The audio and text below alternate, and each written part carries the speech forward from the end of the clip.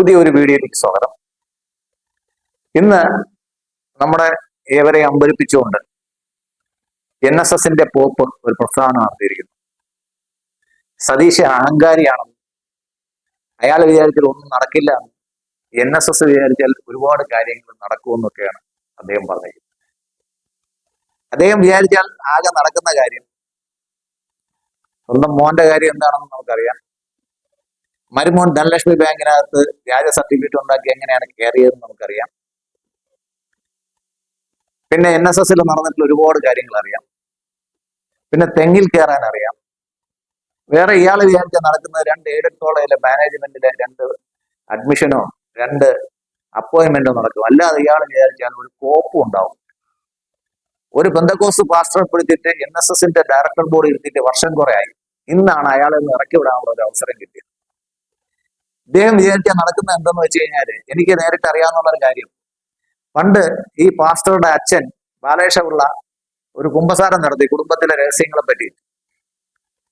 അത് മുഴുവൻ നാട്ടിൽ മുഴുവനായിട്ട് നാറ്റിച്ചിട്ട് അറിയാത്ത മട്ടിൽ ഇരുന്ന മിടുക്കനാണ് അദ്ദേഹം, കേമനാണ്. പിന്നെ നമുക്കറിയാവുന്ന 2 പ്രധാനപ്പെട്ട ചായ ക്ലാസ്സുകാരുണ്ട്. ഒരാൾ ഇന്ത്യൻ പ്രധാനമന്ത്രിയും, ഒന്ന് NSSന്റെ തലപ്പത്തിരിക്കുന്ന സുകുമാരൻ. നായരെന്ന് പറയാനുള്ള അവകാശം ഇല്ല. അതെന്തുകൊണ്ടാണെന്ന് പെരുന്നക്കാർക്ക് നല്ലോണം അറിയാം, ഞാൻ പറയുന്നില്ല. എന്തായാലും ഈ സുകുമാരൻ വിചാരിച്ചു കഴിഞ്ഞാൽ എന്ത് നടക്കുമെന്ന് വെച്ച് കഴിഞ്ഞാൽ ഒന്നും നടക്കില്ല. ഗവൺമെന്റ് അനുവദിച്ച ഒരു മെഡിക്കൽ കോളേജ് നടത്താനുള്ള കഴിവ് പോലും ഇല്ലാത്ത പോപ്പാണ് അവിടെ ഇരുന്ന് പോപ്പുണ്ടാക്കുന്നത്. എന്നിട്ട് പറയാ സതീശൻ അഹങ്കാരിയാണെന്ന്. സതീശൻ എന്താ അയാളെ കാല് പിടിക്കാൻ ചെല്ലണമായിരുന്നു? ഇയാൾ ഏത് സ്കൂളിലാവോ പഠിച്ചത്? ഇയാൾ ഏത് കോളേജിലാണ് പഠിച്ചത്? ഇയാൾക്ക് എന്തിന്റെ വിവരം ഉള്ളത്? ഇയാൾ എങ്ങനെ NSSന്റെ ജനറൽ സെക്രട്ടറി ആക്കിയത്? കേരളത്തിലെ നായന്മാരെ മുഴുവൻ വോട്ടിനിട്ടിട്ട് ഇങ്ങനെ NSSന്റെ ജനറൽ സെക്രട്ടറി പോയിട്ട് NSSന്റെ പ്യൂൺ ആവാനുള്ള ജനസമ്മതി ഇയാൾക്കുണ്ടോ? നാക്കി നരച്ചതുപോലെ നരച്ചു. എന്നിട്ട് പറയുന്നത് കേരളത്തിന്റെ മുഖ്യമന്ത്രിയെ ചീത്ത വിളിക്കാനാണ് രാവിലെ വാദം. ഇയാള് സംഗീതകുമാറിനെ അയച്ച് NSSന്റെ പ്രതിനിധിയായിട്ട് അയച്ച് അയ്യപ്പ സംഗമം നടത്തി. എന്നിട്ട് എന്തായി? കസ്തൂരി, പിണറായി വിജയന്റെ കസ്തൂരി മാത്രം കഴിക്കാൻ അറിയാവുന്ന ഒരാളാണ്. എന്നിട്ട് ഈ സഖാവ് ബാക്കിയുള്ളവർ മര്യാദ പഠിപ്പിക്കാൻ നടക്കുക. കേരളത്തിലെ 2.5 കോടി ജനങ്ങളെ തെരഞ്ഞെടുത്ത ആളാണ് കേരളത്തിന്റെ മുഖ്യമന്ത്രി സതീശൻ എന്ന് പറയുന്നത്.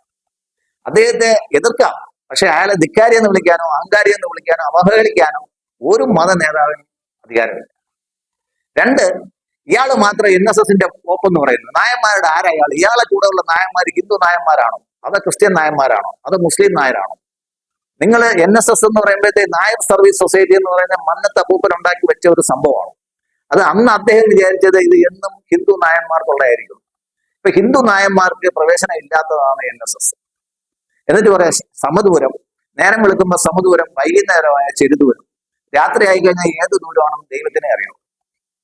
ഇങ്ങനെയൊക്കെ പിടിച്ച് ഈ സമുദായത്തിന്റെ പുറത്ത് ഇരുത്തേണ്ട ഒരു ഗതികേട് കേരളത്തിലെ നായന്മാർക്ക് ഉണ്ടായല്ലോ എന്നാണ്. ഈ നായർക്കറിയാമോ കേരളത്തിലെ NSSന്റേതല്ലാത്ത എത്ര നായർ സമാജങ്ങൾ എവിടെയൊക്കെ എന്ത് ഭംഗിയായിട്ട് നടക്കുന്നു? ഇയാൾ വിചാരിക്കുന്ന ഇയാൾ എണ്ണുന്ന നായന്മാർ മാത്രമാണ് കേരളത്തിലെ നായന്മാരാണ്. ഇയാൾ വിചാരിച്ചാൽ ഒരു മന്ത്രിസഭ കയറ്റാനും പറ്റത്തില്ല, ഒരു മന്ത്രിസഭ ഇറക്കാനും പറ്റത്തില്ല. പിന്നെ ആകെ സാധിക്കുന്ന ഒരു കാര്യം ചെയ്തു എന്ന് പിണറായി വിജയനെ ഇനി എങ്ങും വരാത്ത രീതിയിൽ കൊണ്ട് തുലയ്ക്കാൻ ഇദ്ദേഹത്തിന്റെ അടുത്തല്ലാതെ വേറെ ആരടുത്തും ചോദിക്കണ്ട. ഇതാണ് നമ്മുടെ പാസ്റ്റർ കൊണേശന്റെ പോപ്പ്. അത് ഞാൻ പോപ്പാണെന്ന് പറഞ്ഞപ്പോഴത്തേക്കിന് മനസ്സിലായി അതൊരു പെന്തക്കോസ്ത് പോപ്പാണ്. എന്തായാലും ഇത്രയും വൃത്തികെട്ട, ഇത്രയും നാണം കെട്ട, ഇത്രയും ധിക്കാരിയായ ഒരു നേതാവ് നായർ സമുദായത്തിൽ വന്ന് പെട്ടുപോയല്ലോ. ഞാനും ആ നായർ സമുദായത്തിൽ ഒരു അംഗമായി പോയല്ലോ എന്നുള്ളതിൽ ഓർത്ത് ലജ്ജിക്കുന്നു. നന്ദി, നമസ്കാരം.